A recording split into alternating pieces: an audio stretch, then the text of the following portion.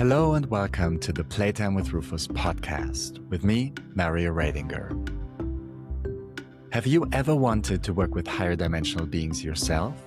Then why not join my transformative Soul Journeys quantum hypnosis training? In 4 clear, easy-to-follow modules, you will learn how to guide deep explorations filled with clarity, insight, and guidance for others. For more information, visit thesouljourneys.com.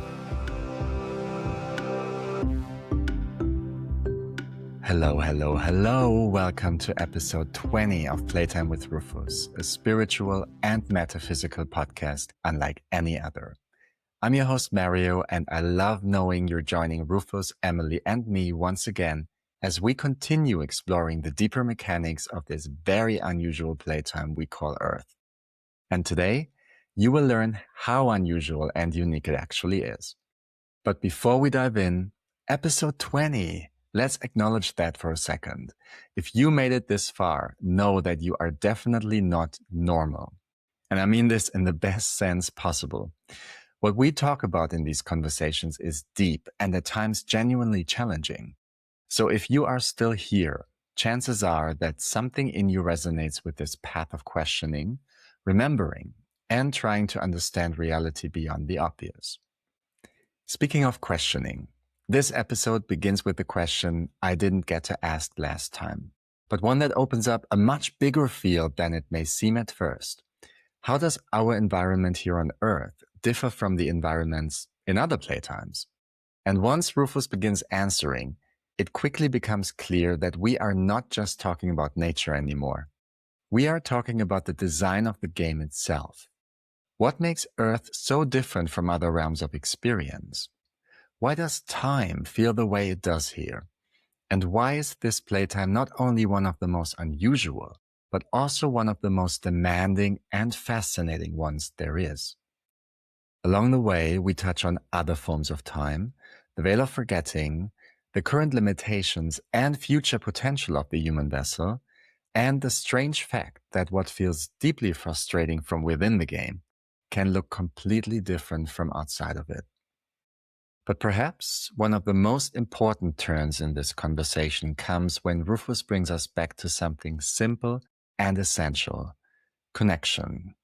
What is it about connection that keeps this game moving? Why does separation slow it down? And how much influence does one single avatar really have within the collective when it comes to bringing about change? If you've ever wondered why Earth feels so intense, why time seems to speed up, or whether one person can truly make a meaningful difference in a world that is so complex, this episode has a great deal to offer. And now, take a deep breath, open your heart, and enjoy this next dive into the mechanics of the Earth game. This is episode 20 of Playtime with Rufus, where higher wisdom meets human curiosity.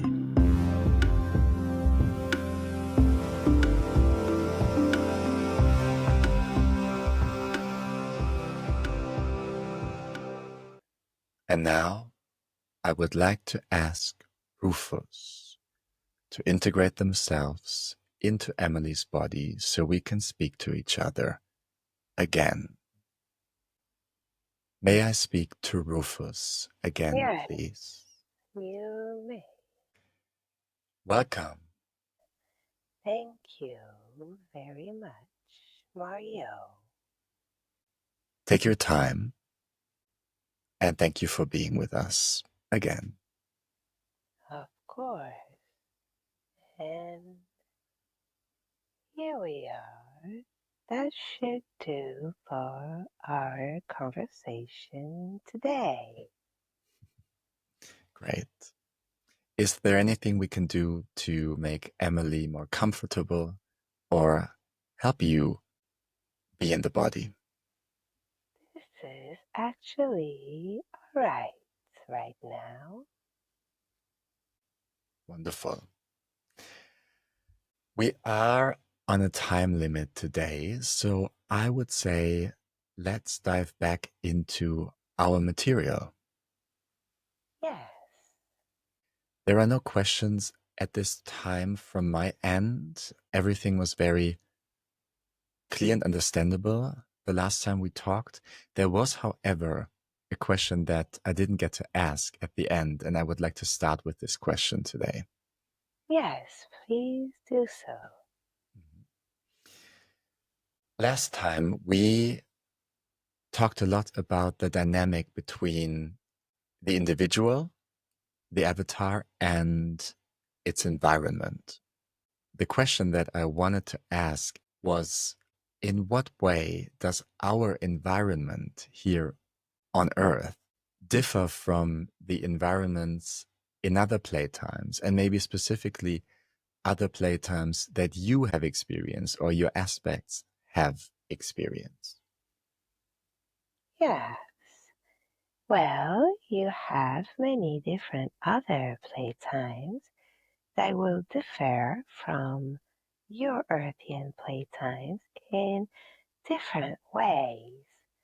We could tell you that one of the biggest way or biggest difference, if we may say, will reside in the what you call veil of forgetfulness, because your playtime has been implemented with this veil to start with as an incorporated design part of the playtime itself. In other playtime, this dimension that is called time does not apply. So that will be one of the biggest difference you may encounter in other playtime.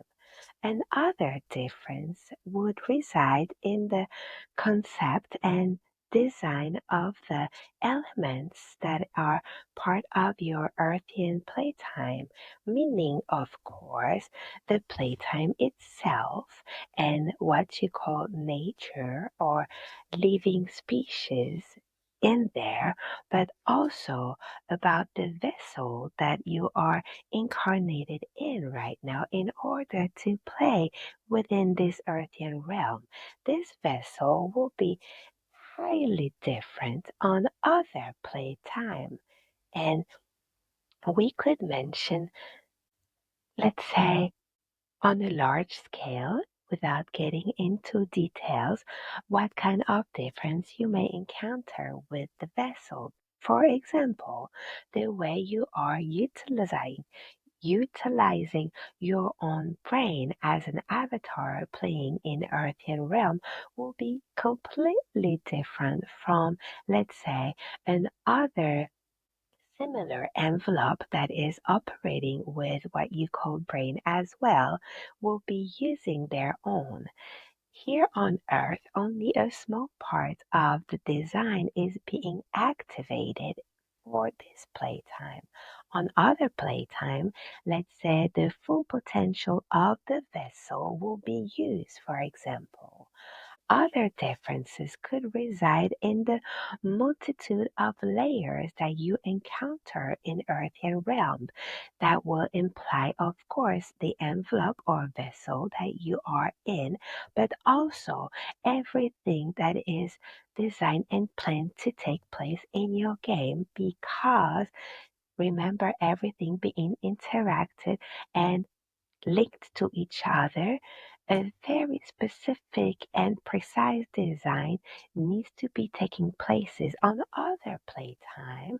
Let's say some more simple design may apply. You also have few playtime that may have a little more complicated design, but because they will not have all the rules that you will encounter in your Earthian realm, talking about time, for instance, or the veil of forgetfulness for other, then the entire overall design might not be as complicated in the end, even if it was originally created with more complexity, if that makes sense.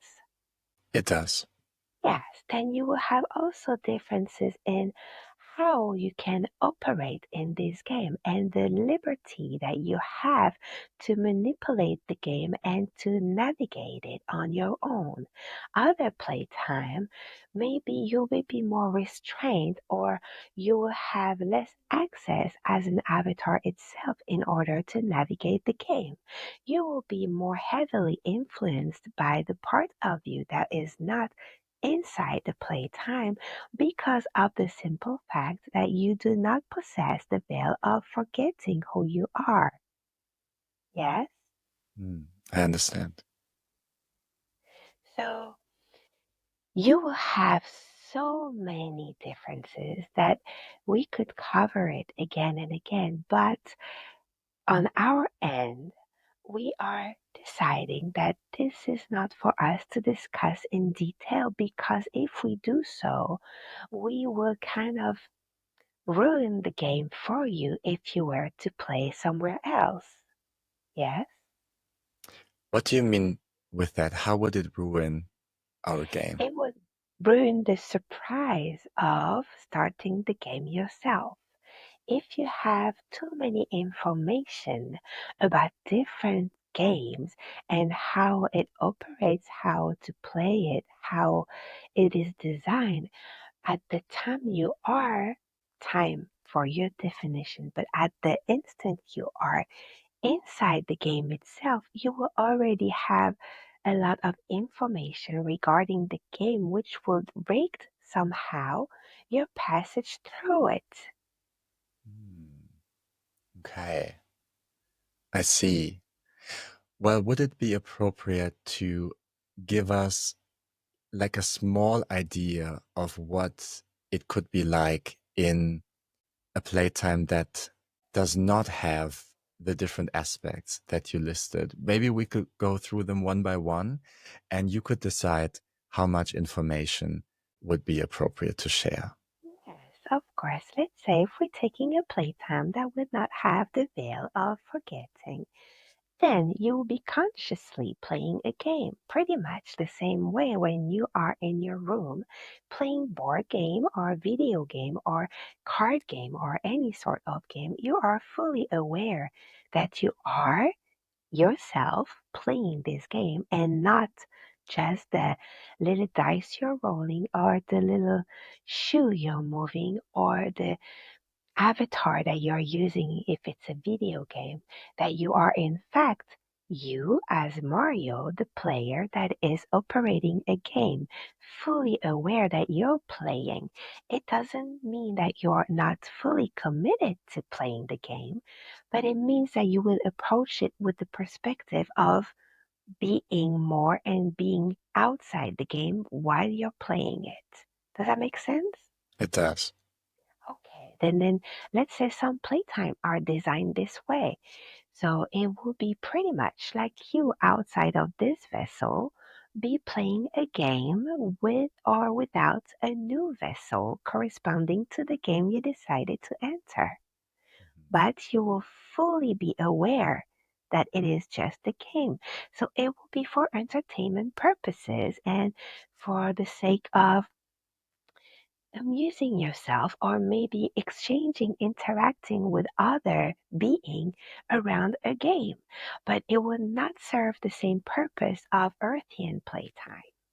Yes? Yes, I see. This will cover the first difference we could mention. Now, if you're taking the one that are not regulated by time, and this will be something very hard to comprehend and absorb if you are playing human because you are regulated by time in human body, and therefore the concept itself of what would it be without the time limitation and without the time concept regulating your world is very hard to grasp while you are in the world regulated by time. But what we could say is because there will be no time, then everything could happen exactly at the same moment, you being aware of it being a possibility. That would probably translate in And we're not sure this is going to be an accurate translation, but I will probably translate in a way that you will be able to do everything at once. But again, within your playtime and in the situation you are in right now, being in the envelope already, using a specific part of the brain, this is a difficulty to understand how you could portray yourself not being in a human vessel, playing a playtime that has no time where everything can happen at once. Yes. It's very difficult Yeah, to it imagine. is very difficult. That's what we are. So this is what we could say about this. It would be basically embracing your full potential of being a multidimensional being in a playtime and using the aspect of not being regulated by the time itself in order to manifest and experience everything at once. Yes. Yes, May I ask a question? you may. So, the concept of something being over or something beginning, it would not exist in such a playtime. You're correct. You're absolutely correct. You would maneuver this new playtime with the simple fact and embracing the fact that everything is. You would not be seeking for an explanation on how things begin and how things end and how things develop. You'll be embracing the fact that you simply have an understanding of things just being. So, would this consciousness immersed in such a playtime play it forever? Like, would it feel like being in this playtime forever? No, not necessarily. And when you say consciousness, are you referring to consciousness as what we see in consciousness or consciousness as what you define as consciousness? Sorry. Yeah, I mean like a player. The Yes, the player. the player. So what we Mhm. would call maybe beingness? Yes. Yes. Okay. Okay, let's go with it. So basically, if you would find yourself being already in this beingness state of existence, yes, then you would enter a playtime that doesn't get restriction with the concept of time applying to it. Then you will still be in the state of being and beingness, but you will still be somehow aware that you are just in a playtime. Okay, let's take the example of you being in a human body right now, right? This is your Mhm. state of being. Your beingness is that you're human, correct? Correct. Okay, so when you are playing any sort of game, when you're in this state of existence as a human, right? You are somehow fully aware of your state of beingness existing as a human, but you are embracing the fact that you're playing a game. Let's say if you're playing mom and pops, or if you're playing castle, or if you're playing like you're in a boat navigating or stuff like that, you're fully aware that you're not in a boat navigating, but yet you're still able to embrace the fact that you're in a boat navigating. Yes? Yes. So that would be pretty much it. So because you will be in a state of beingness constantly with everything being able to happen at once, and this is how we'll describe for your human brain, even though let's take some glove here. This is not fully accurate, yes, but there is no way for us to imprint the concept of how it would feel and how it would be. But basically, you would be in your state of beingness outside of this human body that you are right now. So, fully aware and fully conscious in your definition, per your definition, of what kind of being you are and your state of beingness, but then you would decide to enter playtime different from Earthian playtime, knowing that this is just a playtime. Yes? Yes. Okay.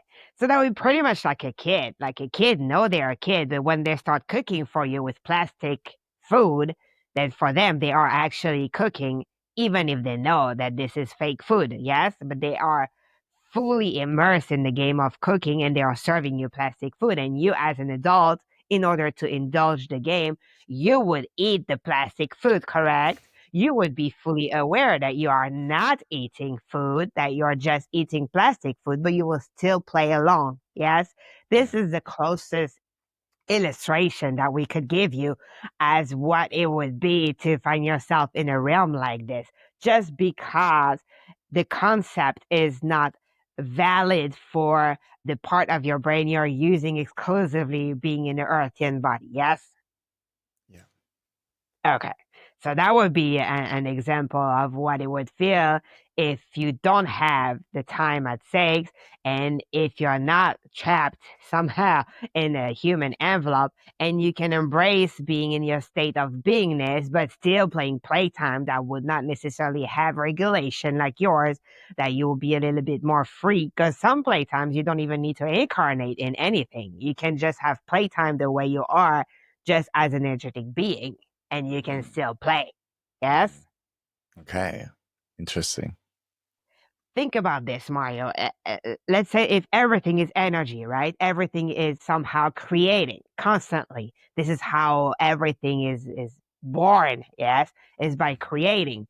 This is how every experience is made, is by creating, by, in your case, making choices. You know, as human, you're creating your own reality every time you make a choice, every time you take one more second in your own game, right? Because this is how this game operates. But basically, if you take this concept and you decide that, okay, everything is vibrating, everything is energy, but everything is constantly creating, there is absolutely nothing that provide you from creating a game where you don't have to incarnate. You can just have game as a pure beingness, or as you say, as pure consciousness per your definition, not being in any kind of envelope, but still enjoying your time with game, right? Right. Because game is nothing but creation. It's whatever, as a human, your imagination can come up with, and then you will have like a design for the game. You would have some rules for the game. You will have like a scenario from the game. You will have a way to play it that you can share with other and explain, and being all on the same page to play the same game, correct? Well, once you are an energy being, you also can apply this. It will just be regulated differently because we're not submitted to the same constriction or the same limitation of you, right? Okay. Yeah, I think I understand. It's hard for us to convey a proper picture just because if we're having that conversation once you're outside, this will be a different story because you'll probably be able to, oh, I get it. Yep, it's perfectly clear. But because right now we're having this conversation where you are inside your body, your human body right now, therefore your state of beingness has shifted because you're in the game already. Therefore, every explanation we're going to give you that is ruled by other than your own game definition will be hard to grasp. Mm. Yes. Yeah, that makes sense. Yeah, and fully put into perspective. But basically, know that there are multiple games, there are a multitude of games, and that games can be created at any time, if we may use the term time, but I mean at any moment of existence, right? Because this is what energy is as constantly moving, constantly evolving, constantly creating new path, new way, new codes, new existence, new way of being, new beingness is basically what it is. Nothing is Mm. still. If it's still, it dies, right? So Mhm. therefore, you have to constantly be creating something, and this something can be perceived like a game if you feel like it. Right. A question. Yes, an answer. Maybe. I think you can. And by the way, welcome back. It's nice to talk to you again. It's been a while. Ah, nice to be here. Sorry I took over for a minute, but she won't mind. It's okay. Okay. Well, the aspect that came through before you came in, Yes. it somehow felt different to those I've talked to in the past. Was that the one we call mother or a different one? It started with her for sure, and then it probably you remember we are several of us and we sometimes Hmm. want to jump in. So it probably transition. You may have had like a mix of multiple us, during the time when she left and I came in. Ah, So this okay. is also why sometimes you will have probably a change on how the energy circulating in Emily, and especially for her, you could probably visually see in the body use or maybe Mm, hear in the tone because we are working her vocal cords on a different way, right. because of how we are vibrating and then the way we make her vibrate, then the vocal cord being sensitive or submitted to vibration will sound specific ways, right? So this is why you might have some transition. Let's say the mother came first and then the energy was shifting because some of us Hmm. wanted to jump in. And by Hmm. the time I make my way to you, you had like different energy through the body, like resonating or vibrating at a different pace that will create then different air friction in the vocal cords that will create different tone. And here I am. Yeah. Okay. Okay. I see. It was a phenomenon of transition. Yes, Mhm. we believe that like it was just that happened because we don't have like knowledge of what you call the newbie coming or any other aspect. It was basically just like between us two. Ah, okay. Interesting. Yeah, this combination of the two of you, it kind of created this whole new character. Yeah, Interesting. like we're Okay. merging. Yeah, like Yeah. we're not fighting to come in, but we're just merging. Like especially like if we want to participate, and we'll send somehow energy or vibration to Emily with like all of what we want to transmit, right? And then sometimes we could merge, and here you are. Like you have like a transition that is in between what you call two distinctful characters, maybe, or aspect of us Hmm. in the way we operate her body that will sound very defined. But sometimes if we are sending like a collective message, then those aspects that are clearly definable could merge and somehow create like something different. Okay. Yeah, I understand. Well, thank you for explaining. Of course.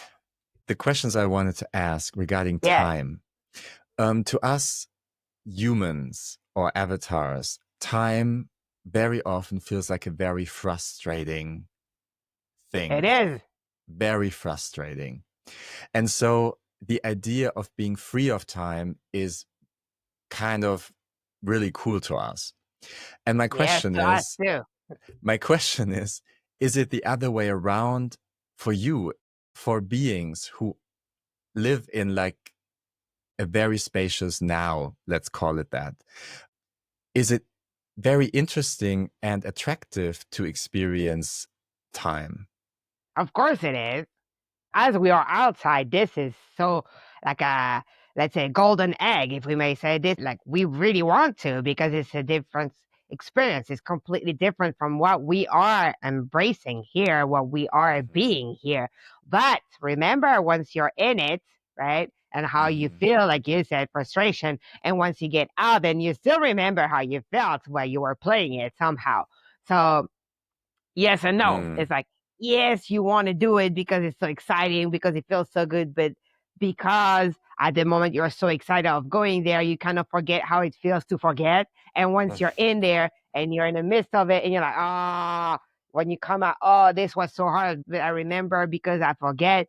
But then you want to go again because it was such a cool experience once you digested it. But then when you Hmm. go again and you forget, you can see how it is. It's like, It's basically like a nutshell, if we may say. But yes, it is extremely attractive to us to come and embark on this time concept because we don't have it. So it makes like state of being way more interested for us. But once we're in it, the aspect of us that is actually handling the game and that is actually suffering, if we may say, from this time construct and concept, eh, we will not have the same way of expressing ourselves. Maybe this Mm. little aspect of us that is actually playing Earthian Playtime will tell you, no, we are not liking this time concept. We want out as soon as possible so we can be free of being and creating whatever we want, however we want, without limitation of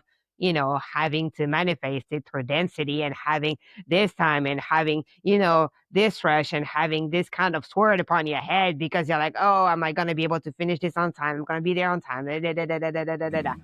All this stuff is very attractive to us. But Hmm. once we're in it, we are feeling the same as you because we're in it.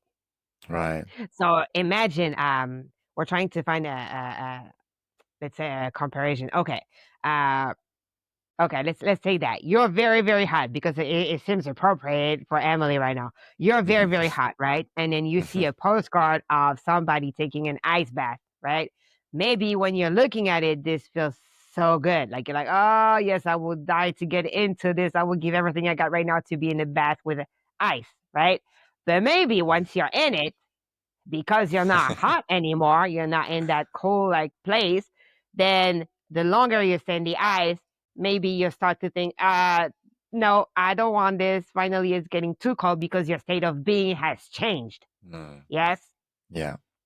Right. So this is about what it is. And it's often like this when you start something that will change your state of being. If you are something and then you want to experience something different and you have this perceived like idea in your mind of what the experience will be when it comes to Earthian playtime, we have so many different rules that we are not in control of, meaning, the time, meaning the interaction with each other and how we influence each other game, meaning the fact that we don't remember that this is just a game, meaning the fact that we have to take action into manifesting in that density because it's not just up here that we have to create stuff concretely. Yes. So all those restrictions before we enter the game, we conceptualize them, right? We are like, oh, yeah, but that seems nice. That seems interesting. That seems so fun. That seems so different, right? But once you're Mhm. in it, it's kind of like this ice tub. Okay, for a bit, it's nice and fun. But at one point, you would forget how you felt being hot because you're so cold right now that it's just damn cold, right? And now, if we're putting a picture of the beach, the heat will feel good to you and you kind of will want to go back to the beach, yes? Yes, and an observation. So you go through similar processes. We do Yes. as well. You kind of like wanting to do something and then forgetting about it and kind of romanticizing it again. That happens on your plane as well. Of course, because remember when we are playing a game, especially if we're talking about Earthian game, part of us Mm. is not human. Right? Mm. So Right. remember the big part of us, the player us, is able to be like, oh, but this is fun. This is such a good experience. This is amazing to have. But then the part of us that is linked to us, that is Mm-hmm. actually living the experience, will somehow feed us, right? With feedbacks, with their sensation, with how they feel within the experience. And sometimes it's kind of rough.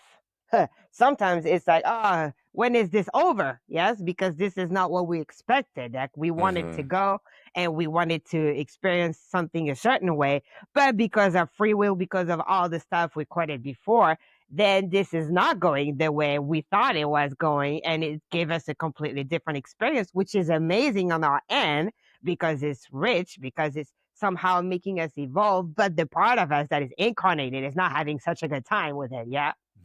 Yeah. Okay. So see, it's like we're able to put things in perspective once we're outside of the game. Yes. But once you're in the game, putting stuff in perspective is very complicated because you are in the game. It's like if you're telling somebody that is actually swimming right in the ocean and can't see like the land, and you're telling them, yeah, but like the land is not that far, but they can't see it. For them it seems like, I'm never gonna get to the land. For you, because you see the land is not too far, they can make it. But for them, they might be already tired and give up because it feels like Mm. infinite.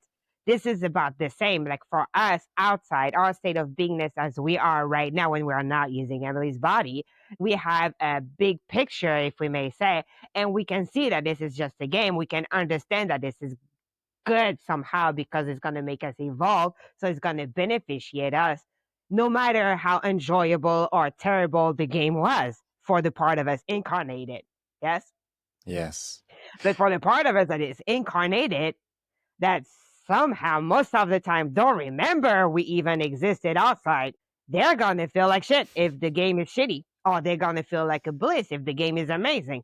But basically, like, it's possible to have a being coming with a certain idea of what the game is going to be and excitement. But once they're in the game and their game is shit because they wanted to experience certain things that were requiring like a shitty experience, let's call it how it is. Once you're incarnated, they might not remember that this is what they wanted. And they also might have been completely over their head, if we may use that expression, because they thought it would be like an easy way to handle, because they didn't have the way to measure the heaviness of the concept of this design. If you don't experience it, you can somehow understand how it feels, or have an idea, but you don't know how it feels, right? Right. And also, because there are so many rules that will interfere with your own game, you don't have the certainty that the game you intend to play is the game that you're going to play, right? This might change. So you might also come with the idea and the intention of, I'm coming to play this game. But then once you're in it, this is not at all the game that you're playing, because somehow, you're playing with others, and most of the time others are playing for you. Let's put it that way too, because you didn't adjust to the concept that you have to participate and create your own reality. And because you don't understand the power that you have within the game, and therefore you let the game play for yourself.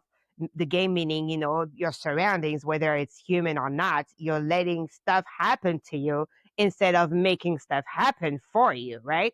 So when you're playing this game like this, then what it creates is a different experience from what you thought you were coming to play, which is, again, amazing once you get out, because somehow you came to learn something, and you learn so many other things about yourself as a being, and about the game itself, and about others if you entered with others as well. So it will still be an amazing experience, but it will be completely different from what you had planned. Yes? Yeah. And therefore, sometimes once you're in the game, you wish you had never come play. So yes, it does happen, but only to the part of us that is living the experience fully. Yeah. Yeah. Yeah. Is it understandable with your envelope what we're trying to convey right now, or is it too far fetched as a concept? No, I think my intellect can grasp it, the essence of what you're saying. Okay. And I'm sure a lot Okay. of our listeners can relate to that feeling that you described of wanting to get Okay. out of here. Yeah, because but this is it's like when you're in it, you want to get out, and when you're out, you realize it was so good, you want to get back in. I find that hilarious. It's such, I don't want to say a joke, but it's so funny, to create Yep. something like that has that effect. Yes, it is. This is why everybody is in love with this playtime. Somehow. It's hard for me to imagine that from everything that's out there, yeah, in quotation marks, this is the only place that has such parameters. I mean, maybe we're not. Maybe there are others like this playtime. I don't know. What can you say about that? You have other playtime that will be similar. You have no playtime that is exactly like your playtime. And what is the factor that sets us apart from the other playtimes that are similar? Just the way it's designed, just like everything that is put into the same playtime in terms of limitation, in terms of like how you're gonna truly absorb the player and make him or her or whatever believe that they are just the game. And of course, you will have other games that are able to do that, but they will not have the same other layer of complexity in the design. It's almost like if you are taking all the playtime that will be designed with the fact that you will completely identify with the avatar once you're playing it, right? Mm-hmm. Right. Okay, let's say you have a multitude of playtime that operates this way. Yes. Okay. Then you will have to add the time concept. Some have it, some don't. Okay, then you will have to add the fact that you somehow interact with each other and create with the free will and your own free will with the free will of others and yada yada yada. You see, like you're basically, once you're writing, if you were coding for Earthian Playtime, right? Once you're writing the codes and you're adding all the complexity, all the different layers of the game itself, and this is without telling you about the layers of each element of the game. This is just the layers of the game itself, right? Then Right. you add each element of the game and their own layers. Then you have the unknown factor that is, we have no clue how everything is going to work really, because even if we conceptualize it, because of the free will gift and the way every component are so many, as you can vouch, especially now that there is more and more and more avatar, that every component of the game being for the human one given free will, then they will somehow affect the game, influence it, and change it completely. And therefore, we have no way to predict what the game will really be. Yes? Yeah. You don't have many games like this, if you have any. We believe, like, if we are taking everything in consideration, that this is the only game like this. With that combination of factors. With all those combinations, yes. Mm-hmm. If you were outside of this envelope, then we will be able to imprint on you, like, the real complexity of this game. Not only the original design and the way it's coded, but how the fact that it's a living game, but living not because there are living elements on it, just because the game itself is living, because it is influenced not only by the designer, but by all the players, meaning avatars and others elements that somehow are alive and vibrating on it. And because they are able to create other elements, then those elements become also influential for the game itself. It's like you can go down the rabbit hole with that. It is infinite. Like the possibility of this game is infinite. Yes. Does that mean that from all the playtimes that exist, we are the most complex one that you are It means aware that of? you're the most unique that we are aware of. Wow. We are saying this because from our state of beingness, Mm-hmm. for us, this is what we consider to be most unique and most interested to our state of beingness. But then, yet again, remember, let's say what you call all there is, yes, and then Mm-hmm. separation, by dividing self into different type of energies, depending on the level you are. Maybe you'll find some other game more interested because they will emphasize on more metaphysical or different concepts that are not really much the main interest of Earthian realm, right? Mm. So depending on what kind of beingness you are in your own evolution, because remember, we are evolving as well in our beingness. We are not stagnant either. So from where we are right now to us, we can tell you hands down, this is the most unique and the most interested game for us. Mm-hmm. But if you ask maybe higher part of us that would need to evolve to reach on more what you call complex metaphysics or complex way of existing in an energy being state, right? Mm-hmm. Then maybe they'll tell you this game that is completely operating differently is for us the most interesting right now because of where they at in their own development as energy being. Okay. Yeah, that makes sense. But to us, we can tell you with a high confidence that we are not aware and we're still trying to put every information together. But from what we have in the whole panel of us, then Earthian Playtime is the most unique and the most complex and the most amazing experience to us, Mm. Okay. being outside of it.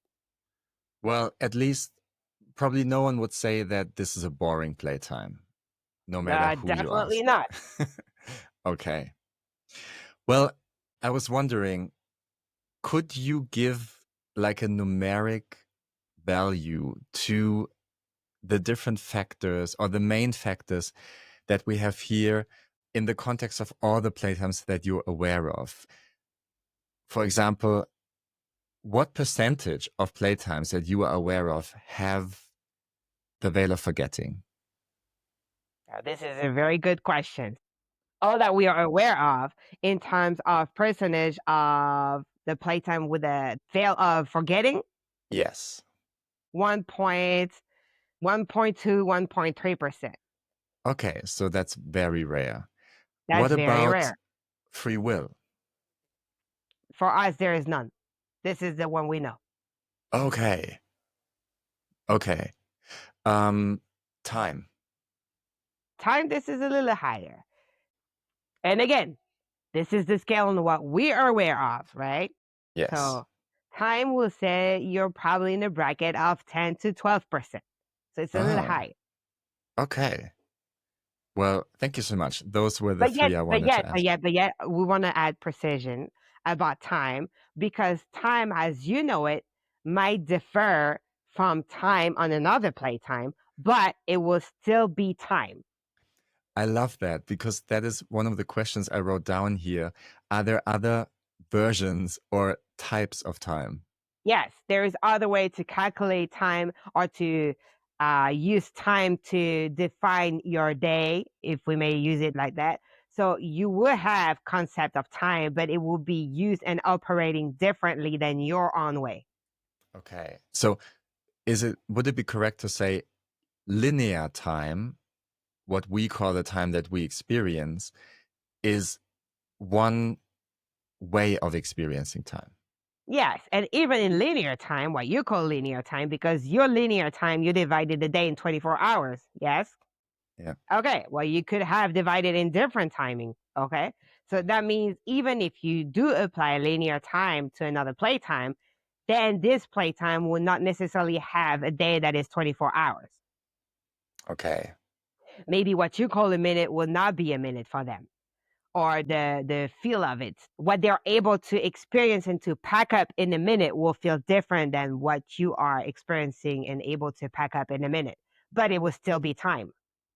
So when we say like you're in the bracket of 10, 12%, then that also means not necessarily the way your time operates, right? We're just talking about regulation of time.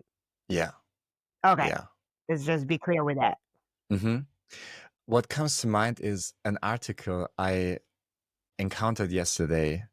I didn't read it, but the headline stated that apparently there are scientists in our playtime who have discovered or are in the process of discovering that there is a backwards time as well, meaning that there is time flowing in quotation marks from the future in the direction of the past, or what we call future and past. So Yeah. what we call linear time is already more complex than we thought, probably, right? Yeah. There's much more to it. Yes. Way more. Way more. Again, what you're operating as a part of your brain will allow you to acknowledge and to be aware of regulation of the Earthian playtime within a certain extent. Yes.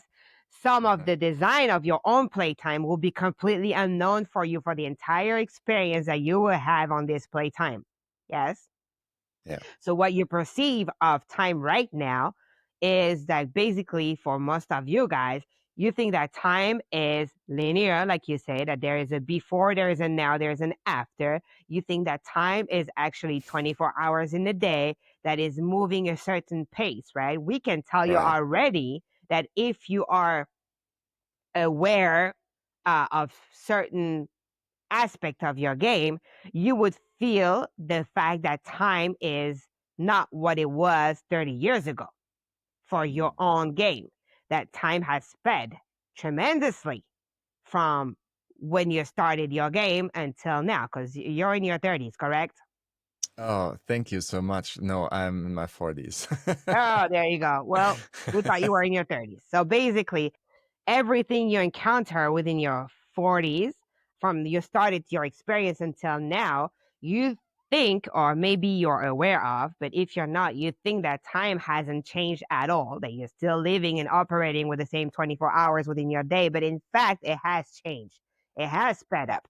Well, I do want to say that I definitely feel that. And it's also something that a lot of people sense. Like when you get older, you have so Yeah. many conversations with others who are getting older that sound like, oh my God, that year went by so fast. Oh my God, I can't believe it's already Friday. Like we do sense that time is changing, that it's passing by quicker, Yes, for sure. because you are now operating your own game with more information. You Mm. enlarge your spectrum as your experience is going. Remember, you are Yeah. able to gather and to grasp on more information that is thrown your way. So the way basically you were experiencing before with a certain amount of information, it would interfere with time, and it would feel like time was stretching a little further than it is now. Now that you have a spectrum that is a little enlarged when it comes to information and what you're able to play with within your own playtime, then the time that is regulating it is actually changing for your perception, right? Your perspective of time is different, and it's going to keep on going this way. So time is a subjective experience for every avatar. It is. First of all, it is definitely a subjective experience. And then second of all, it's also subjective to your planet. Okay. Mm. And then third of all, it's also subjective to whatever regulation is somehow bending with the fact that your game is evolving. And therefore, if the game is evolving, the regulation has to bend to evolve with it. Yes. Okay. It might be complicated to understand, but like keep an open mind. Yes. Oh, of course. When we say nothing is set, what's the expression? Nothing is set in stone. Is that the correct expression? When we Correct. say nothing is set in stone, in terms of nothing is fixed, nothing is rigid in the Earthian playtime, we mean it. We mean Mm. nothing, nothing at all, not even the regulation of it, not even the design of it. Nothing is. And even somehow, we're gonna go there. Maybe some aspect of us will not necessarily appreciate us tipping on that, but even the aspect of free will somehow is also bending, because remember, there is a connection to you outside of this game, you as a player, that is Mhm. inherent to your avatar, correct? If this connection is reinforced, then somehow the aspect of the free will is bending. Do you understand that? In what way bending? In the way that the free will you have as an avatar can be influenced by you as a non-avatar. Ah, it kind of erodes in a way.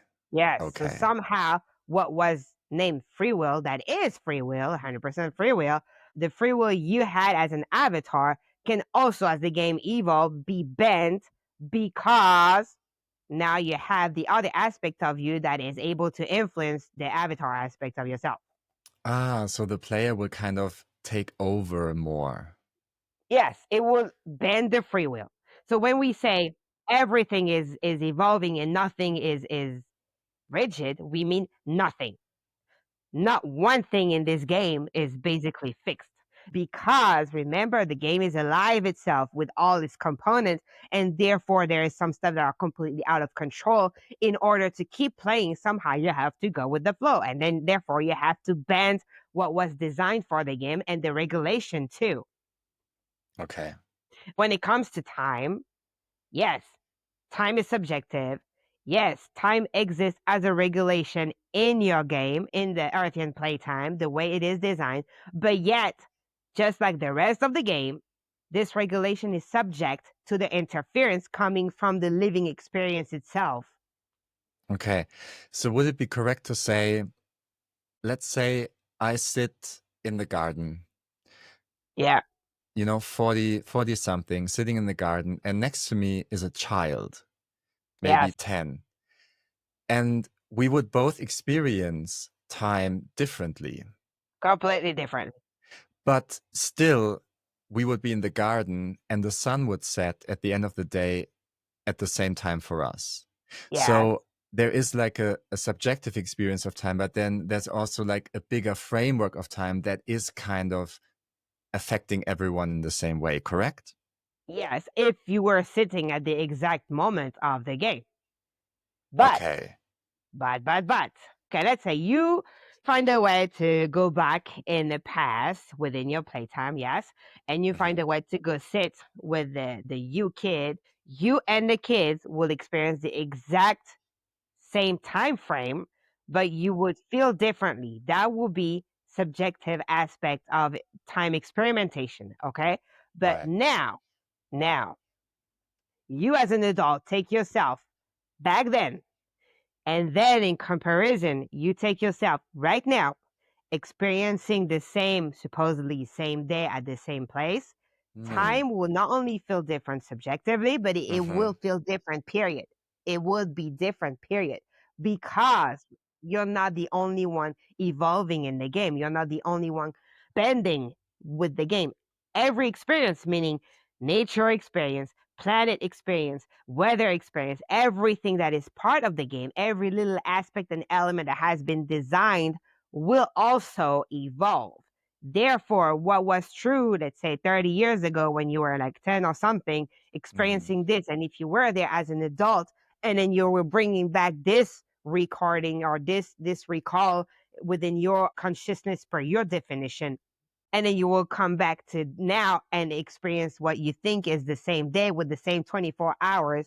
Those 24 hours would have bent already and they would not be the same 24 hours.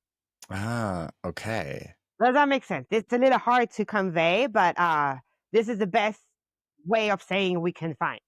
I think you're doing very well, and you picked the next question out of my mind and answered it already, because I wanted to ask whether that 24-hour cycle of a night and a day, if we put today's cycle next to the cycle of night and day 30 years ago, it would not be the same.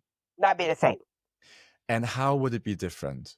It would be faster now, or? Now it's faster. And that is true for the entire playtime, not just for those getting older. Correct. Okay. But All right.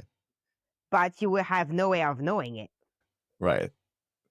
Okay. Unless you're agreeing to say that because everything is constantly shifting, then you're open minded enough to be able to accept the fact that that means regulation are somehow shifting also. And therefore, Right. it could go either way because we're talking about time. It could slow down, it could stay neutral, so the same, or it could go faster. And because we already established that in this evolution, there are so many factors that are interfering, it would not stay neutral.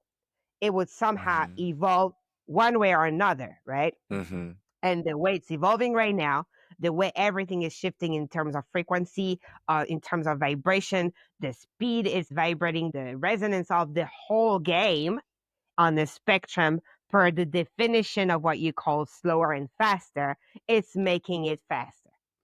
Ah, okay. So the rising of vibration is directly correlated to the speeding up of time.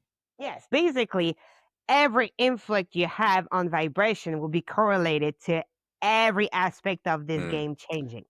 Okay. Yeah, I understand that. But specifically, the rising of vibration is correlated to the speeding up. Yes. So the higher the vibration, the quicker the experience of time, basically. Yes and no. Oh, You okay. said the rising of vibrations, right? Yeah. So you're talking about this rising, right? Yeah. When I say rising, I mean, it means up, like higher. Up. Okay. Yeah. Yes. Mhm. So yes, we could say that. We could say that this game, the more friction you have, the higher on the scale the vibration is, the sped up the time will feel to every component of the game. Okay. Interesting. Well, thank you so much for diving into those metaphysical You're very welcome. holes. That's super interesting. I think at some point the plan was to devote an entire conversation, an entire meeting or session to the subject of time. So I don't want to ask too many questions here, because I think that this could be actually a nice one in the future. Yes, but if you have one in mind, we can always come back to it in the future, on your future. Right. Yeah. Fire away. It jumped out of my mind just now. Like I can't grasp it anymore. Maybe it will come back. Okay. Well, let me look at my notes. Maybe I can already feel the limitation of my brain, in these conversations, because I wish I could operate in parallel ways at the same time, because listening to you and also trying to memorize my questions is almost impossible. Like I Yeah. lose a lot of the questions that I want to ask, because if I wanted to remember them, I would have to stop listening to you. Yes, we understand that. Mm. So that's a bit frustrating, but I'm not complaining. It just makes me realize the limitations of the human vessel, Right. Yes. Yes. or my vessel at least. Well, no, your vessel is pretty advanced. Like you're doing a very good job at utilizing it. But basically, it's like at this time, right? Because we're in the subject of your playtime, um, the capacity of human brains is still limited, like in terms of its use. Like you're using a small percentage of it when it has been designed to be able to use more. For now, you're still on a very limited amount of utilizing it. Right. Let's maybe go to that, because that's a question I did manage to write down.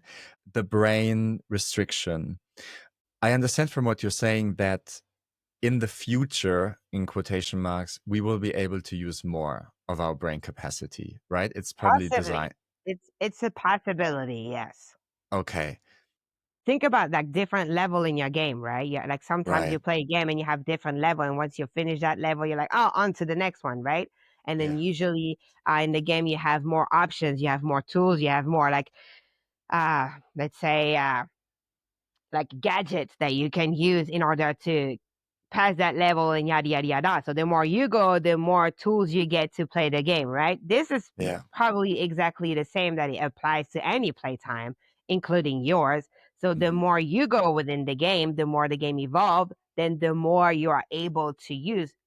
Let's say it's a possibility because the reverse is also possible, right? Oh God, I hope that's not happening. Yeah, like we hope so too, because it will be way more interested to keep going further instead of like somehow, like going backwards.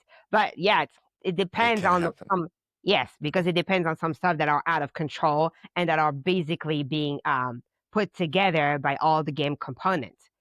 Right. So we cannot vouch for is it your future that you're going to be able to use more of the brain. We can only say that yes, it's a clear possibility because it was intended this way. How much leeway does each individual have here? Like, is this a collective thing that is decided on a collective level, or can each avatar increase the capacity of their brain usage? Well, we could say that each avatar can somehow influence its capacity of how they utilize a percentage of their brain, and they can increase or decrease it. But it's also heavily influenced by the collective, and it's also heavily influenced by all the component in the game. Hmm. This is where the complexity of this game is hard to grasp because, unfortunately, you're brought in the game without the knowledge of how everything and everyone is interacted. Most of the avatar are under the impression that whoever they're gonna meet in their Mhm. life and whoever they're gonna interact with the most are the only components that are influencing their game. This, along with the governments, are the ones that are creating the rules they have to operate, right? In function of where they are situated in the world that is Earthian Playtime. But this is not true. Everything is connected and everyone is influencing everyone and everything is influencing everything, just for the simple fact that if you scale it, let's say you pick an avatar, right? This avatar is thinking, I'm only influenced by we're just going to focus on people, right? It's going to be easier because otherwise it's going to take us hours. So let's focus on people. I'm only influenced by the people I met in my life, truly met, the people I talk to, the people I interact with, and yada, yada, yada. That's not true because those people, they have been also influenced directly by the people they have met in their life. Yes? Right. and exponentially. So basically, whatever interaction, whatever exchange of energy they're going to give you, they're going to put back out in your presence that you think is only their energy. It's not. It's whatever information they gathered from whoever they interacted with. And those who they interacted Mm. with did the same and the same and the same. So basically, you can cover the Mhm. entire game doing this. And this is why we say that everything and everyone is interconnected, even if some people don't accept this concept. For us, it's a fact. Everything is connected. Mhm. So when we hear that one avatar or one person, one human person has more importance, has met more people, has impacted more. Okay, on a visible scale, maybe because they had like somehow an experience that had a very impactful, let's say, influence on a Mhm. massive scale. And this is perceived and it's seen and it's heard and it's known by the human. And yes, they see, okay, this one has a major influence, therefore, this one really matters.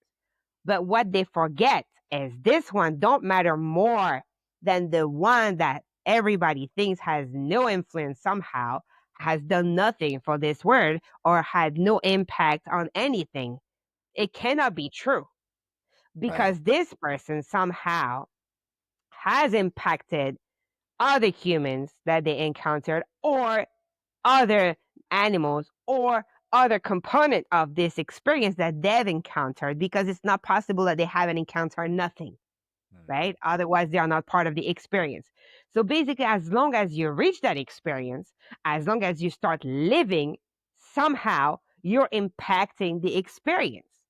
And even sometimes when you think that you're not doing any change, that you're not impacting anything, then the simple fact that you're gonna impact somehow, somewhere, maybe another person, let's say, that would reach masses doing something that everybody's like, oh, this is impactful, fed on this energy. And if they hadn't fed on this energy given by this, what you call nobody, that has no impact on this world, then their impact that is massively known to the world would not have been possible. Do Right. you see what we're trying to convey? Yes, I do. Okay. So nobody is exempt of impacting this game, and nobody is exempt of responsibility on influencing the masses and the collective. So this is why it's very difficult to say which way this game is going to steer, because every component in this game has the power to impact each other and therefore to impact the entire game massively. Yeah.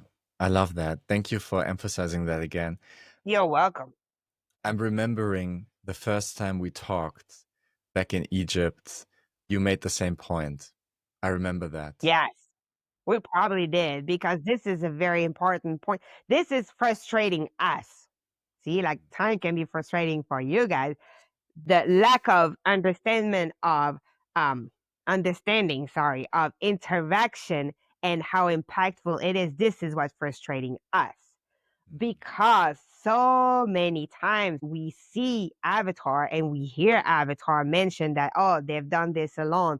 Oh, they are, like more valuable assets than this one. And oh, they have a more impactful existence of this one. And it could be true to the known and the visible, but for us, as we have a perspective that is completely different, we see it from a different eye, if we may say. And it frustrates us that you are still thinking as a human collective that you are not interacted directly, or you are not linked to everything beyond what you can see, meet, and know. And this is a very frustrating aspect for us, because if you understood this concept, that would change many interactions, that would change many way of putting the energy back out, right? That would change many way of receiving the information and putting it back out. And therefore, it would influence the game a certain way, and it will make Right. it evolve a certain way. And we are frustrating still with the fact that this is not acknowledged, and this is not acquired, and this is not a piece of information that been assimilated. You are interconnected. You are linked with pretty much everything in this game, whether you know it or not. Mm. Well, there is a very strong force in this world, and it probably has been for a long time, that is trying to separate Yes. But avatars. why? Why? Well, Yeah. what would you say? How would you answer that Well, this is a question? real question. They're trying to separate because if you unite, if somehow you unite and you recognize that together you have an impact that is different because you're now understanding the strength of interaction, separating is already limiting the interaction within components. Yeah. Yeah, yeah. They can never break the force. We're going to call them there. They can never break interaction within components. All they can do is somehow limit it, Mhm. somehow limit the speed that they are going. Because let's say, okay, remember what we just said? You're interacting directly or indirectly everything in this game, right? But Right. if somehow you're isolating human components from Mhm. each other, you're limiting the speed of it. You're slowing everything down. You cannot stop it, but you're slowing everything down. Meaning, if I cannot be in contact with you Mhm. physically, for instance, right? Mhm. And I'm isolated, but I can only communicate to you via what we're using right now. And I cannot go to the store and I cannot interact with whoever is in the store, with the component of the game that are in the store, and yada yada. I can only interact with the place I'm in, right? With the Right. people I know consciously per our definitions. We're talking about the intellectual, right? So it's Yeah. from people I know that I can reach to. This is slowing down my influence coming from interactions with components Mhm. because now instead of interacting with everything around me plus everything around them, and we're not going to back then be Yeah. understood, I'm restricted because I'm forced to interact only with the elements in my own surrounding. I cannot put myself out there to interact with more. And I'm only interacting with the people I can reach and with the people that that person can reach and not the rest of the world. Does that Right. make sense? It So does. it's not cutting, it's not separating, properly speaking, because it's Mhm. impossible, but it's Mhm. slowing down drastically the information that can be given with the interaction. Right.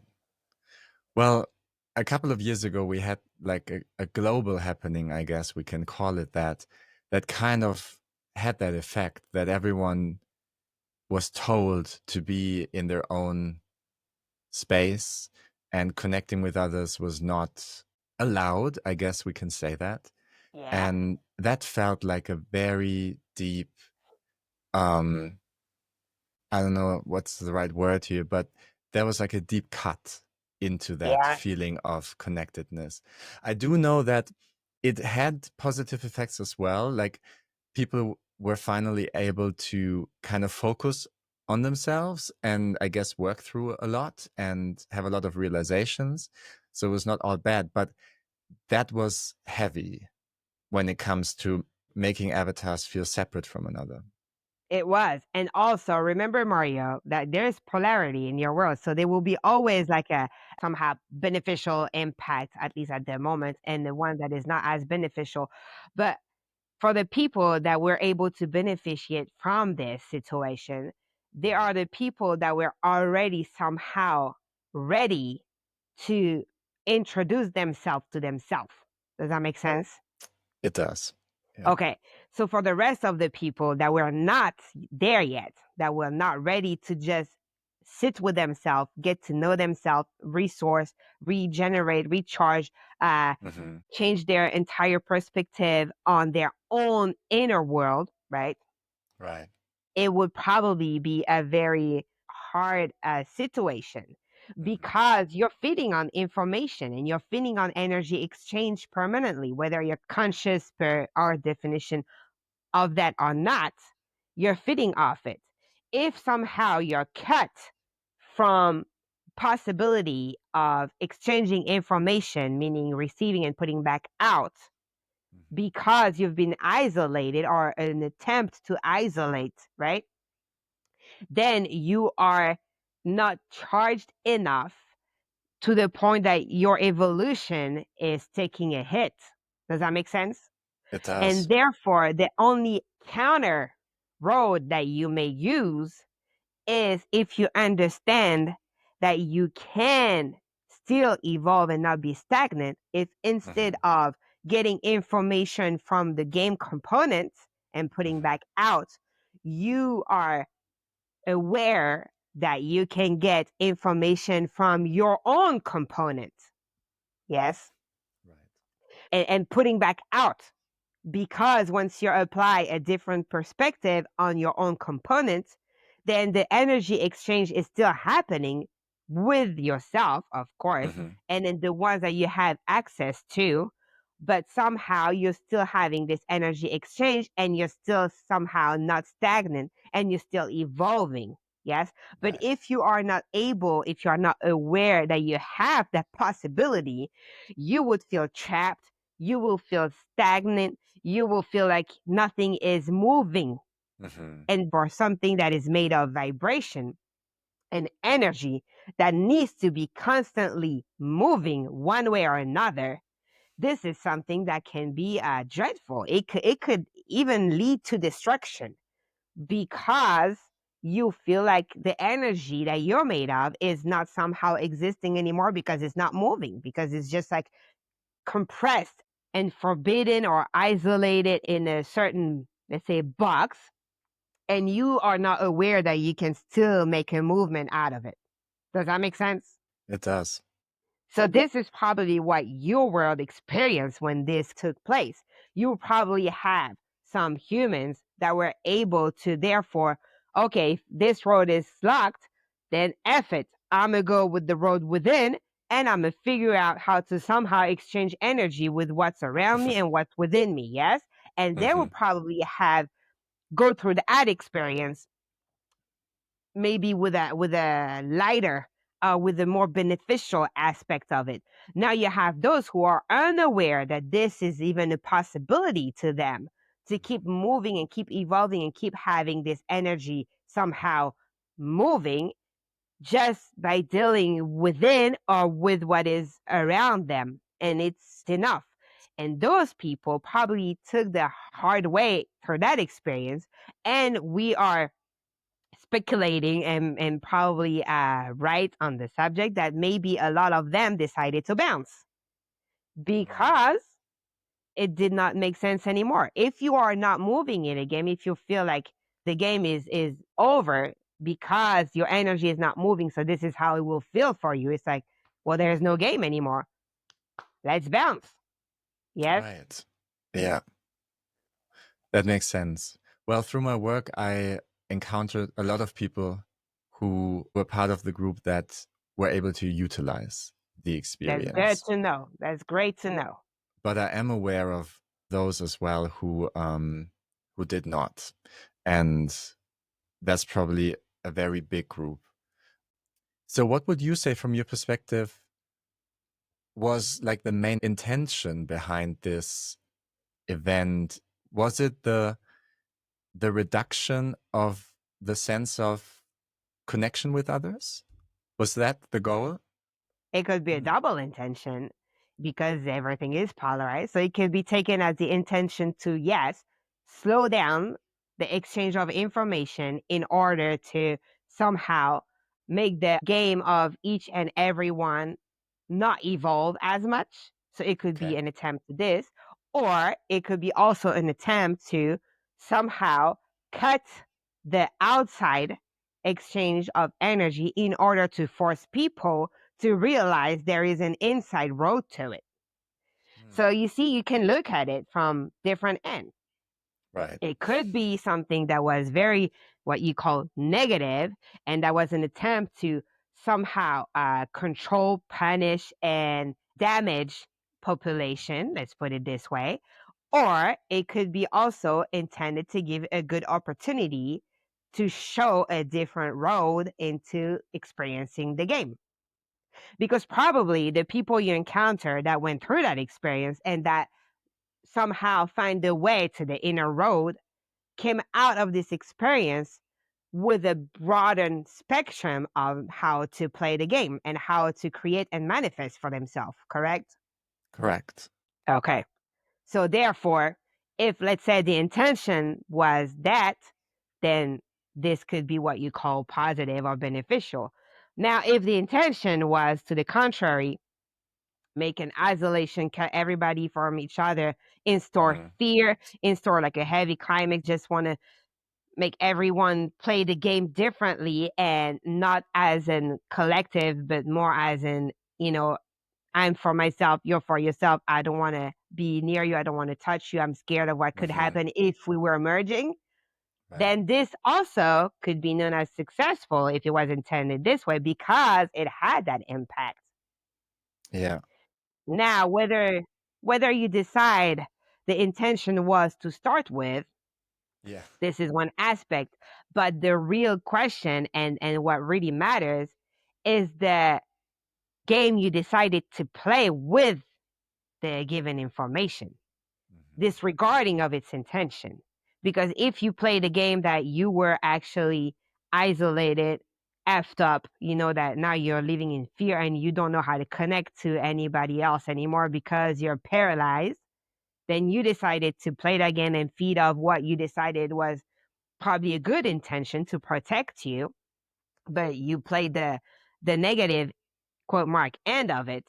But if you took this as an okay, this is probably a negative road and I'm going to transform it and I'm going to take the road within, then you turn into a positive road. So you see, it's just a single event.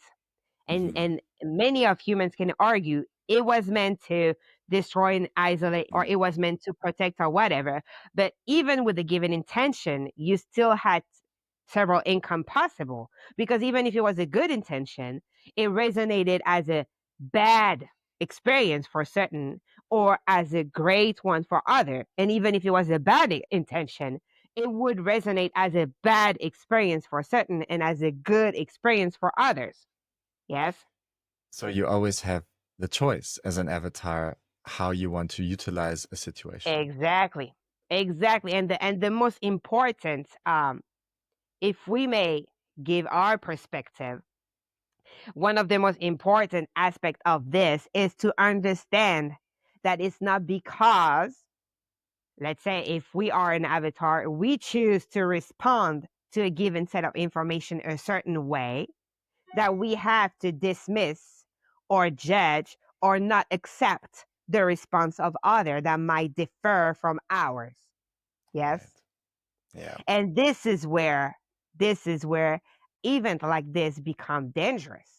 Because if we are not in acceptance that everyone has their free will and the choice to react a certain way to any given experience without being better or worse than the way I decide to respond to it, if there's no understanding of that and no acceptance of that to be okay, then this is when you really start to separate. Yes? Yes. And I feel that this is probably the biggest success of the faction that may have had, let's call them more sinister intentions behind this, Yes. creating a climate in which tolerance for other people's choices and their perspective is, I feel, at an all-time low. Like, they've really done a good job at Playing their part. yes, at playing their part. They're doing it very well. Yes. Hats off. And this is very well done because it never prevented you from having a choice on how to react somehow and how Right. to live that experience. Basically, it gave you a set of information that you were free to receive, integrate, and digest and put back out the way you felt like doing. Yes.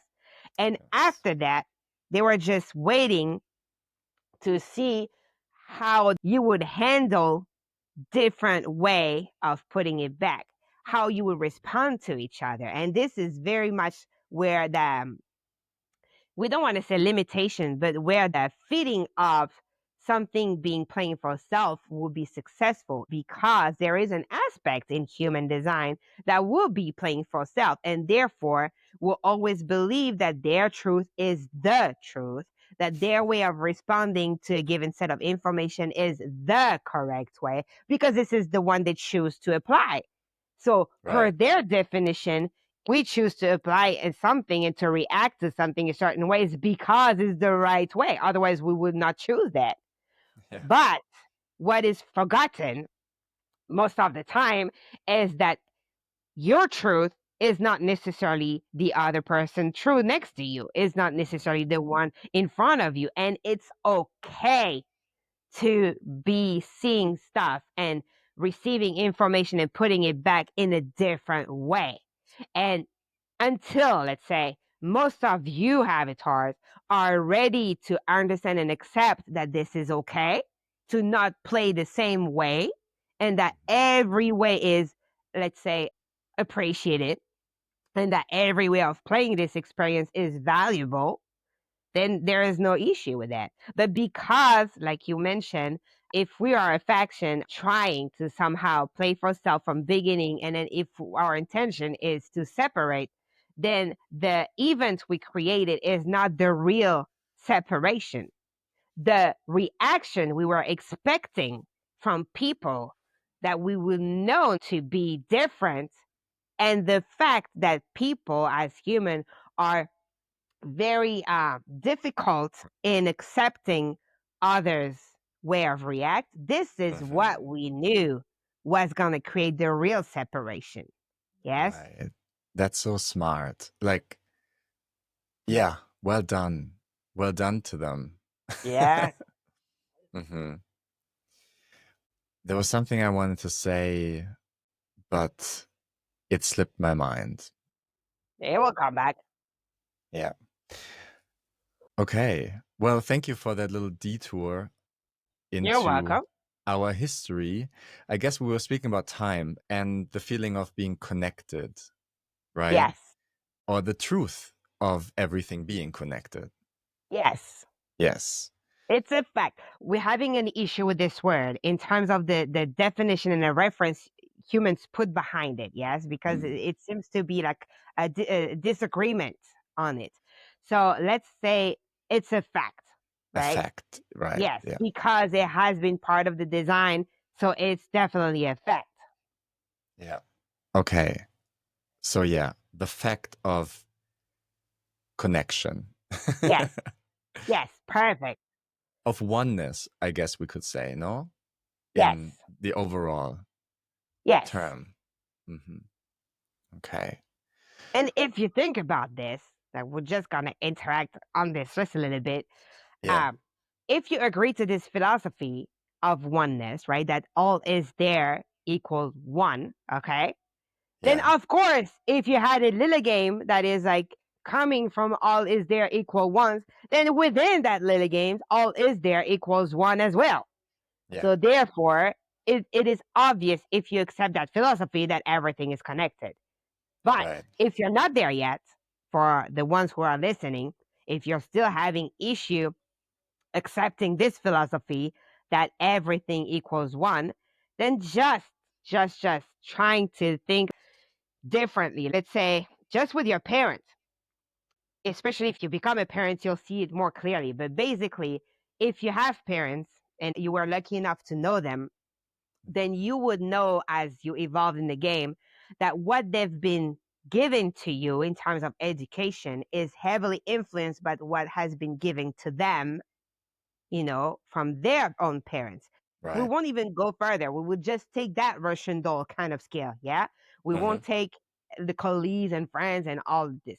We'll hmm just take there. So therefore, you're connected to your parents' education, but you're also being educated by your grandparents indirectly. And you're also being educated by your great grandparents and yada, yada, yada, yada. So therefore, you are being connected to, like the beginning of your lineage. And if you apply this to everything and everybody that your member of family will encounter, then you will be, connected to your parents' teacher and the way they influence your parents. You'll be connected to your parents' friend, to your parents' nanny, to your parents' enemies, to your parents' colleagues, and yada, yada, yada. So you could already see that the picture of who influenced you is way bigger than what you thought, even if you are not accepting the philosophy of everything is equal one. Yes? Yeah. Yeah. Makes sense. And you actually helped me catch the thought that Okay. had slipped my Fire. mind.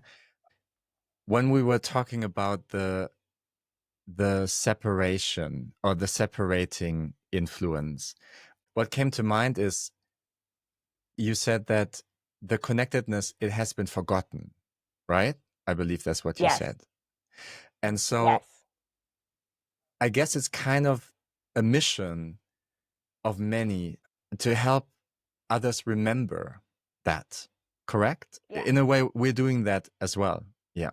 Yes. And so what came to mind is that it's a big task, and doing this like on a global scale, the same way that the other faction did it on a global scale, is probably difficult. So would it be correct to say putting this into practice in your own little world, accepting other truths, other perspectives, other positions on topics in your own family, in your friend circle, in your community, would already be a very powerful start? Of course. Of course. Because if you are able to put this information back out in a way that you are showing acceptance, then somehow remember you're going to influence. Because when we were talking about the way other receive information through their different layers, somehow you're going to influence, somehow you're going to send a code of energy resonating a certain way, and even if the other is not ready to apply it, they will still somehow receive it. It will be there somewhere, and then they can apply it when they are ready or not.